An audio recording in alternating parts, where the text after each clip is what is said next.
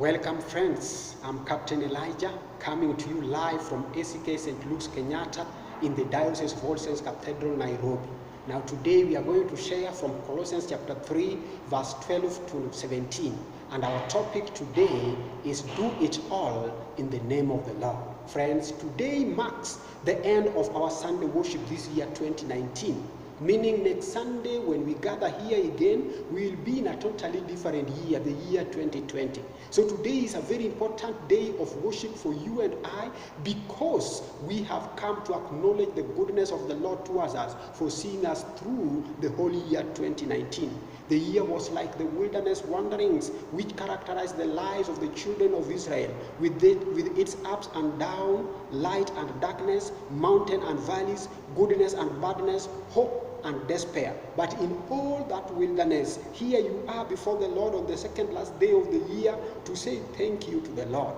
Today's topic, therefore, is do it all in the name of the Lord. So friends, I came to tell all of us that as we finalize the year 2019, whatever we do, may we do it all in the name of the Lord. And as we usher in the new year 2020, may we do everything throughout the year in the name of the Lord. In Colossians chapter 3 verse 17, Apostle Paul says, whatever you do, whether in word or deed, do it all in the name of the Lord Jesus, giving thanks to God the Father through him. Paul says the same thing in 1 Corinthians chapter 10 verse 31, that whether you eat or drink or whatever you do, do it all for the glory of God.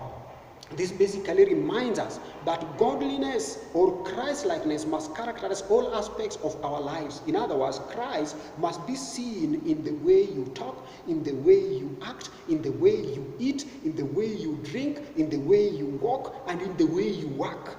Now, if I may ask, how many times have people seen Christ in what you say? How many times have people seen God in what you do this year? The truth is, if you are doing all things in the name of the Lord, people should not struggle to see Christ in you. Remember, you are a Christian, a Christ one. By the way, if you remove the name Christ from Christian, you remain with only I-A-N, Ian. So a Christian should be more of a Christ than himself or herself. That is why Paul says that as God's chosen people, you must clothe yourself with Christ-likeness. You must clothe yourself with Christian values. You must clothe yourself with compassion, kindness, humility, gentleness, and patience. Clothe yourself here implies that your lives are not composed with these things that you are supposed to clothe yourself with, but you have to clothe yourself with them because you are God's chosen people, and those things you clothe yourself with are to identify you as one. Of course, people are identified by what they put on. For instance, if I come to you today in a full combat gear with a gun, you probably identify me as a soldier or a terrorist to the negative. Now, what am I saying? If you clothe yourself with compassion as Bible directs, people should see compassion in all over you.